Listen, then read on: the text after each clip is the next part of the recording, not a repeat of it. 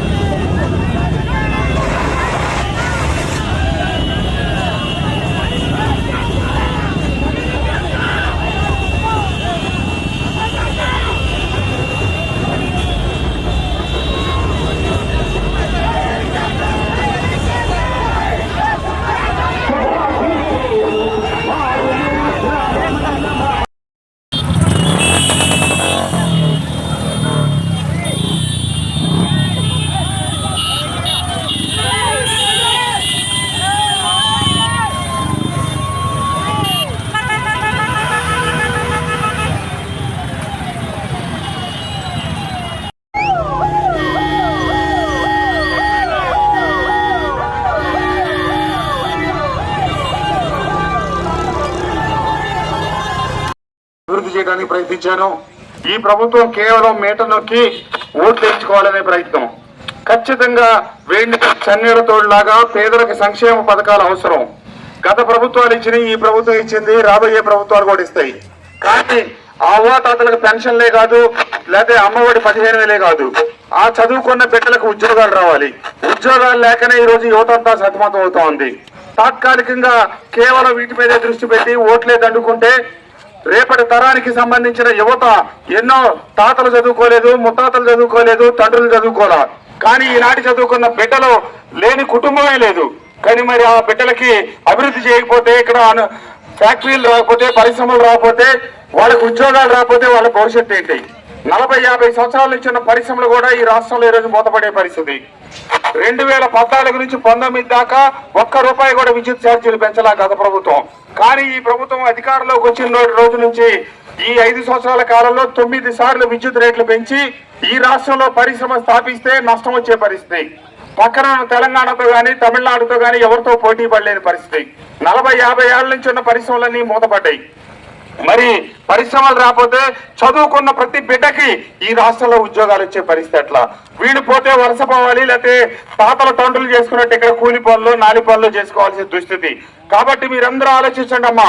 అదే కాకుండా ఈ ప్రాంతానికి 4,900 కోట్లతో చింతలపూడి ఎత్తిపోతల పథకం మొదలెట్టి గత ప్రభుత్వం పనులు పూర్తి చేస్తే కేవలం 800 కోట్లు ఖర్చు పెడితే ఆ ప్రాజెక్టు మనకు అందుబాటులోకి వచ్చి 2 పంటలకి 24 గంటల సాగునీరు, తాగునీరు ఇచ్చే ఆ పథకాన్ని ప్రభుత్వం ఉద్దేశపూర్వకంగా ఆపిపెట్టింది. అంతేకాకుండా మన పక్కనే అమరావతి వచ్చింటే మన బిడ్డలందరికీ ఉద్యోగ అవకాశాలు వచ్చాయి. భవన నిర్మాణ కార్మికులందరికీ రకరకాల అవకాశాలు వచ్చాయి. ఉదయం వెళ్ళి సాయంత్రానికి ₹2,000 సంపాదించుకొని ఆ రోజున అక్కడ రకరకాల పనుల్లో నిమగ్నమైన కార్మికులందరికీ ఈ రోజు చేయడానికి వీల్లేని పరిస్థితి. అంతేకాకుండా ఒకనాడు ఇసుక ఉచితంగా ఇస్తే ఈ రోజు ట్రక్కు ఇసుక కావాలంటే ₹5,000 పరిస్థితి. అంతేకాకుండా మద్యం ఒకప్పుడు ₹100-150 ఉంటే ఈ రోజు క్వార్టర్ ₹300 అయింది. పేదవాడు మద్యానికి బానిసయ్యాడు. దశల వారీగా మద్య నిషేధం చేస్తాను, మద్యం ధర పెంచితే తప్పితే తాగటం మానరు వీళ్ళు, నేను ఈ రకంగా చేసి 24 ఎన్నికల నాటికి మద్యం లేకుండా చేస్తానని చెప్పి ధర పెంచి ఒక పక్క మీటర్ నొక్కి సంక్షేమ పథకాలు ఇస్తే రెండో పక్క పేదోడి జేబులో నుంచి మళ్ళీ ఇచ్చిన డబ్బుల కంటే ఎక్కువ వెనక రాకుండా ఉన్న పరిస్థితి.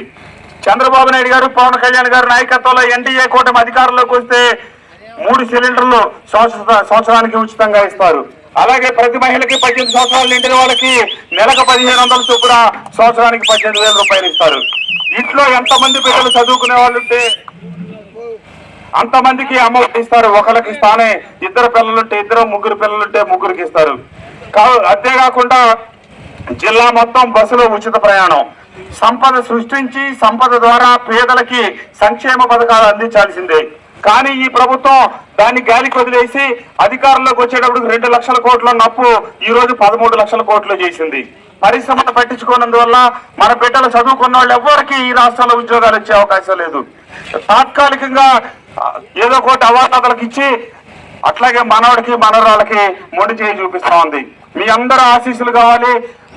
చంద్రబాబు నాయుడు గారు ముఖ్యమంత్రి కాగానే 4,000 రూపాయలు అవాతాతలకు పెన్షన్ ఇస్తారు, వాలంటీర్ల ద్వారా ఇంటికి పంపుతారని చెప్పి తెలియజేస్తూ మీరందరూ ఆశీస్సుల కోసం అండదండల కోసం వచ్చారమ్మా. నమస్తే నమస్తే నమస్తే నమస్తే.